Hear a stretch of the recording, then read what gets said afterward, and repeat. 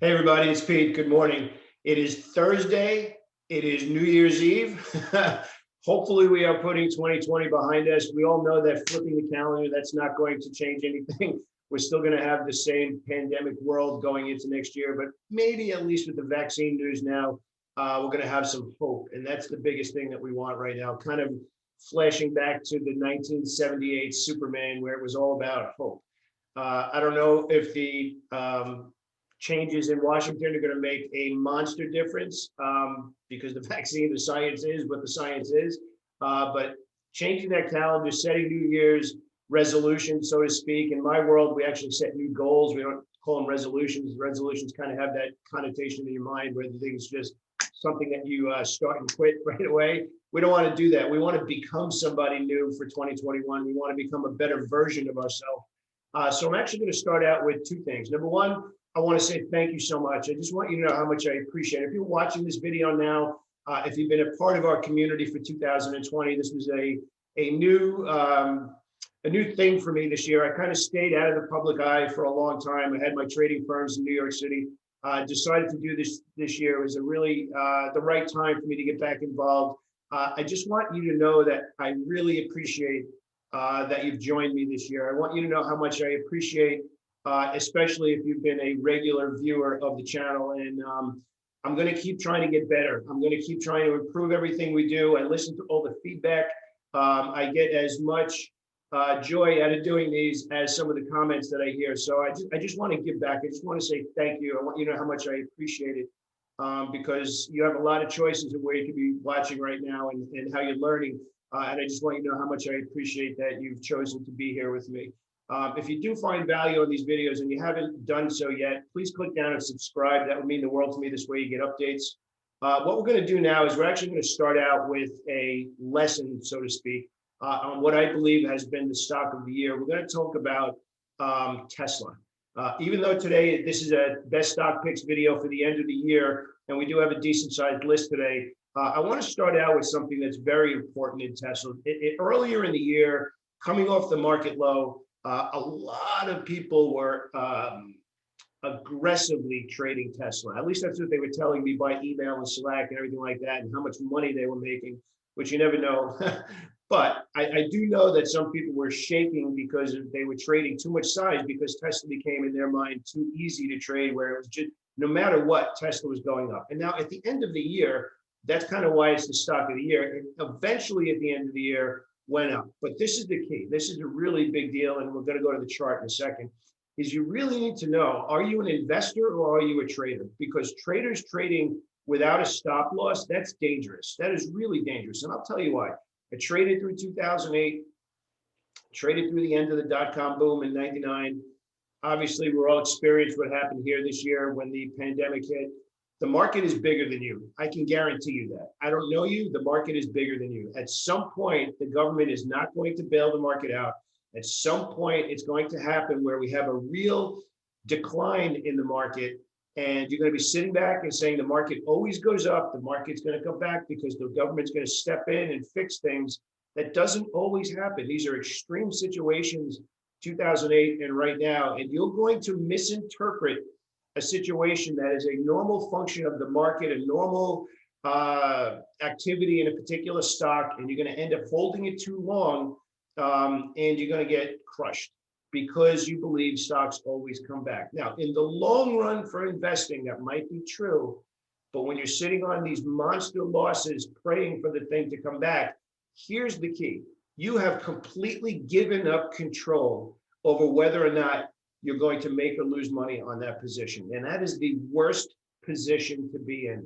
You need to know prior to every position what a winner looks like, what a losing trade looks like, and you need to be able to act on both. So I just want to give a little kind of trading lesson there that Tesla was very easy to trade in the middle of the year, especially from March through August.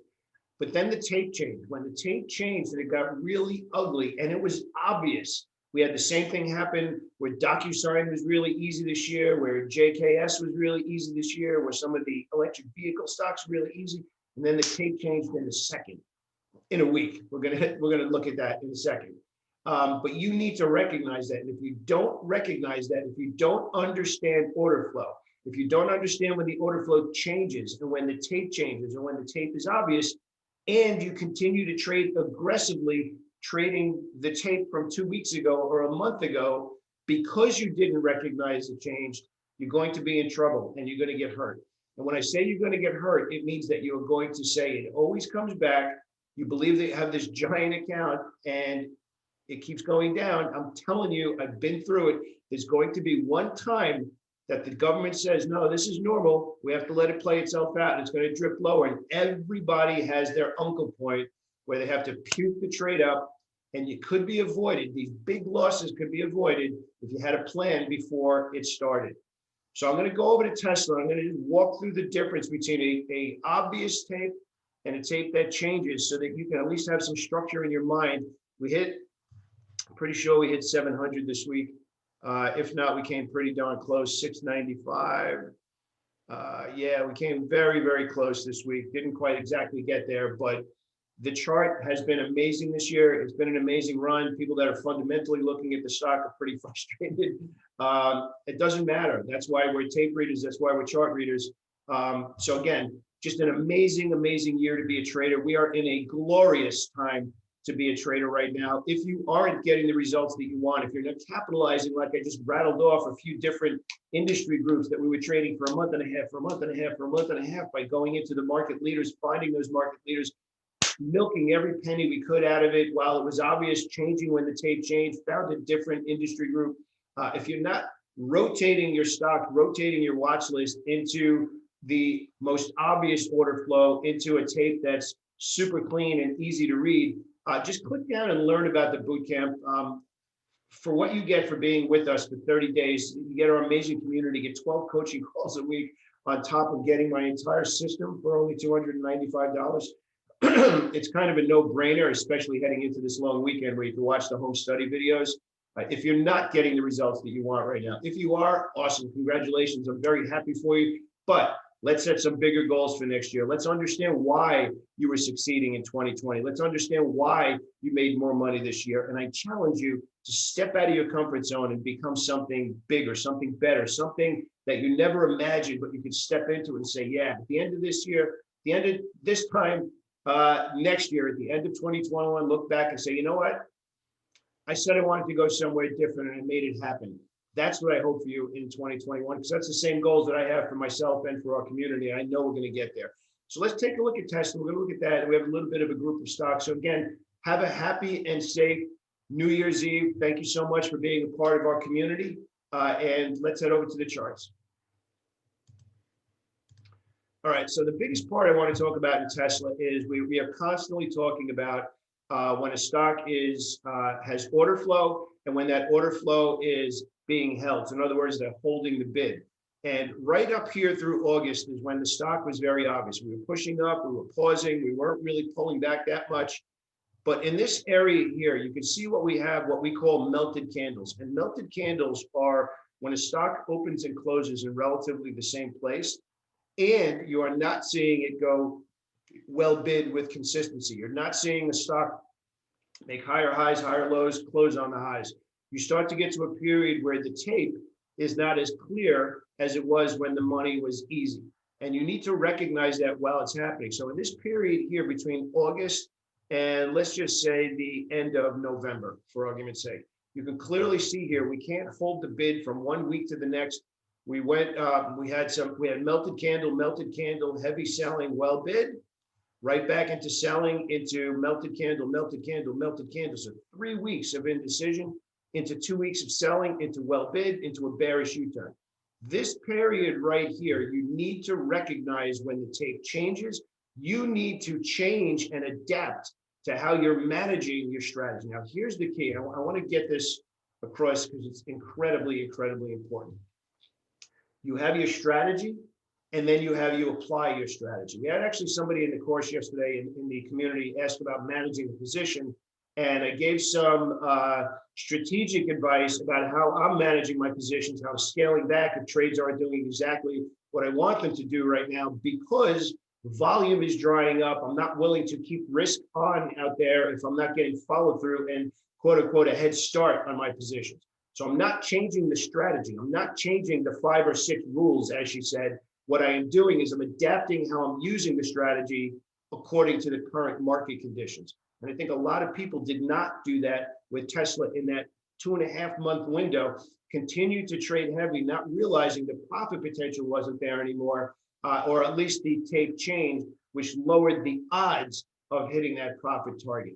So I want to challenge you this year in 2021 to really become a better tape reader. I want to challenge you to start to recognize what are the odds of my profit target being hit versus my stop loss being hit. It's a big deal because it's one thing to say I want to be a buyer of a stock, but you have to go a little bit deeper into that last question and say, if I accept risk on this trade, what are the odds of my profit target being hit? So if I'm willing to accept 1, what are the odds of me making at least 3? If you can't immediately come back and build an argument, say, because of this, because of this, because of this, and because of this, that's why I think I should accept this risk, then you have to do one of 2 things: not take the trade, or number 2, enter that trade with less share size. And that means that you know you need to work the order because maybe you missed the optimal entry. Maybe it's not the greatest idea. Maybe it's about to hit a new level that matters. Like we're going to actually talk about 2 trades like that today. So you need to make these decisions. It's not the strategy that's changing. You're not altering how you're looking at the market. You're not altering whether or not it's a good idea. What you're altering is whether or not it's unfolding the way you want it to see. And we talk about that in the boot camp a lot. What do I want to see? What don't I want to see? And as long as it keeps unfolding in a way that you want to see certain price action, you confidently hold those trades. And that's where the big winners come from, and possibly even add to those winners. But it's when you don't see what you want, when price action unfolds in a way that is, that's not what I wanted to see, that means something. And then you sit up in your seat and you do one of 2 things. You either adjust your risk, you adjust your leverage if you're using leverage. Maybe even, as we discussed yesterday, you move your stop loss up a little bit because you're not willing to accept the original risk because the circumstances are changing. It's an interesting thing. And again, we talk about driving a car all the time. It's the same exact thing. Just because you got on the Long Island Expressway yesterday, there was nobody on the road and you did 70. Today is stop and go traffic. You can't do 70. It looks like this. It's the same exact road, same exact time of day. It's open road, stop and go. You need to understand as a trader how to manage the 2 things, when to use the brake, when to use the gas, when to add. That's a big part of trading. It's not just black and white where it's set it and forget it and leave it alone. If you want to be a great trader, if you want to see your account go up every single month, you need to make more distinctions. And hopefully we're pointing those kind of things out during both these videos here, as well as if you join me every single day, where we're walking through how to read the tape as the market unfolds in real time for both day trades and swing trades.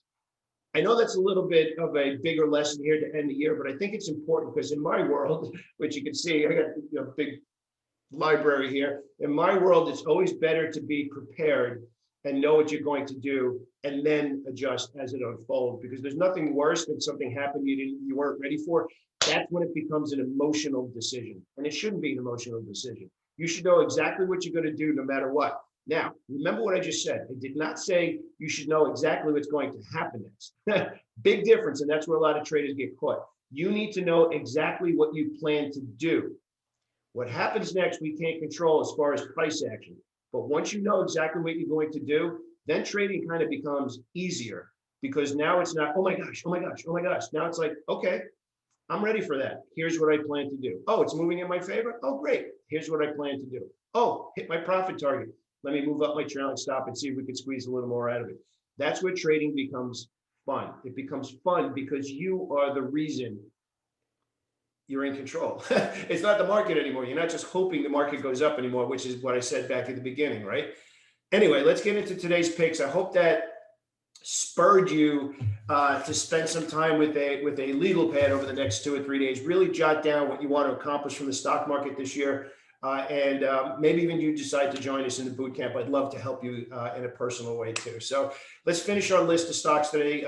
Tesla is a lesson, but we're going to get into some ideas for today. And again, Baidu exploded again yesterday. It actually exploded on big volume, and we're seeing exactly what we want to see. We actually got what we call a fuel candlestick here. Now the challenge, despite the fact that we paused here, the challenge is we are decent distance away from what we call the optimal entry. So what I'm looking here now in Baidu is we're actually setting up a trade. Let me actually pull this back to the daily chart.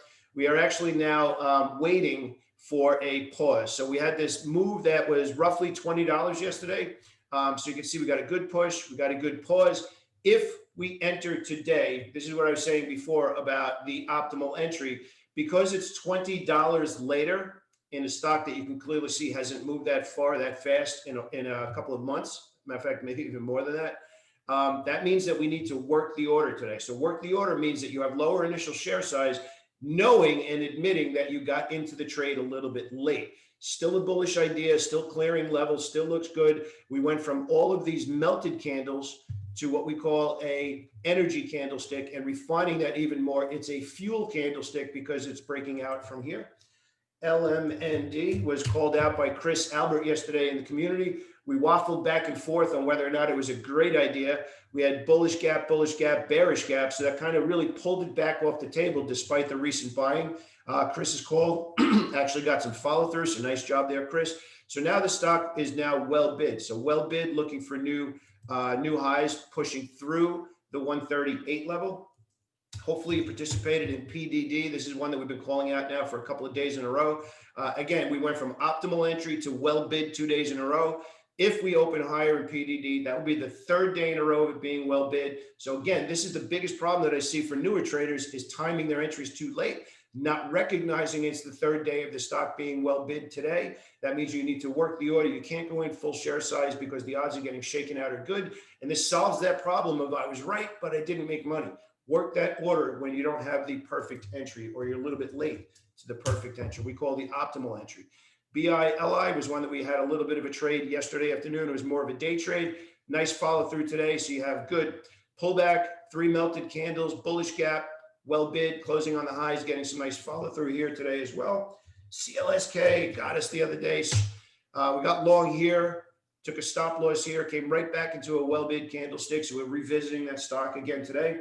JMIA was one of our top trades yesterday, went from an optimal entry into well bid. Now we're looking for follow through on JMIA. Minimum target here is we're looking right around 49.50.